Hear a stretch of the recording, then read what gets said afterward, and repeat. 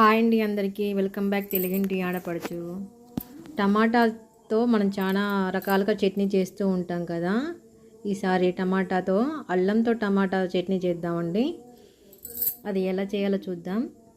దీని కొరకు కావాల్సినవి ధనియాలు, జీలకర్ర, నూనె, టమాటా, పచ్చిమిర్చి అన్నమాట. ముందుగా స్టవ్ వెలిగించుకొని ప్యాన్ పెట్టుకోవాలి. 2 పావుల నూనె వేసుకోవాలి. 3 స్పూన్ల జీలకర్ర, 3 స్పూన్ల ధనియాలు వేసి చిటపటలాడనివ్వాలి. మనం ముందుగానే కట్ చేసి పెట్టుకున్న పచ్చిమిర్చి ఒక 7 మధ్యలో కట్ చేసి పెట్టుకోవాలి. ఒక చిన్న అల్లం ముక్కను కూడా కట్ చేసుకొని పెట్టుకోవాలి, చిన్న చిన్న ముక్కలుగా. పుదీనా కొంచెం తీసుకోవాలి. వీటన్నింటినీ నూనెలో వేసుకొని ఫ్రై చేసుకోవాలి. ఇందులోకి 2 స్పూన్ల అవిసె గింజలు కూడా వేసుకుంటే బాగుంటుందండి, ఆ టేస్ట్ వేరే ఉంటుంది. ఈ పచ్చిమిర్చి వీటన్నింటినీ బాగా వేగనివ్వాలి. ఇలా వేగిపోయిన పచ్చిమిర్చిని వేరే బౌల్లోకి ట్రాన్స్ఫర్ చేసుకోవాలి. అదే ప్యాన్లోకి మనం ముందుగానే కట్ చేసి పెట్టుకున్న టమాటా ముక్కల్ని కూడా వేసుకోవాలి. ఈ టమాటాలు వచ్చేసి 4 పెద్ద టమాటాలు తీసుకున్నానండి.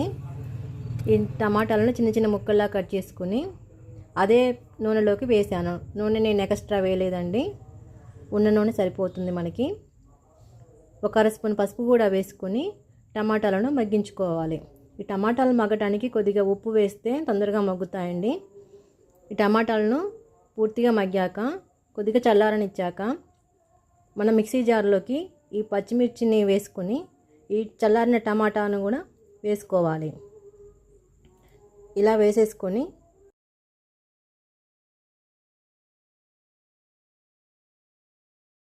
ఇందులోకి రుచికి సరిపడినంత ఉప్పు కూడా వేసుకొని మిక్సీ పట్టుకోవాలి.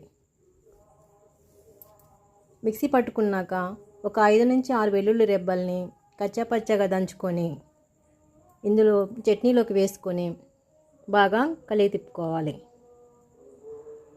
ఇలా కలిగి తిప్పుకున్న చట్నీని వేరే బౌల్లోకి ట్రాన్స్ఫర్ చేసుకోవాలండి. ఇది రైస్లోకి, చపాతీలోకి చాలా అంటే చాలా బాగుంటుంది.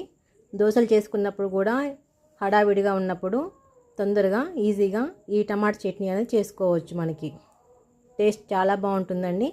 ఒకసారి మీరు కూడా ట్రై చేయండి. ఎలా వచ్చిందో చెప్పండి. Thanks for watching. Thank you.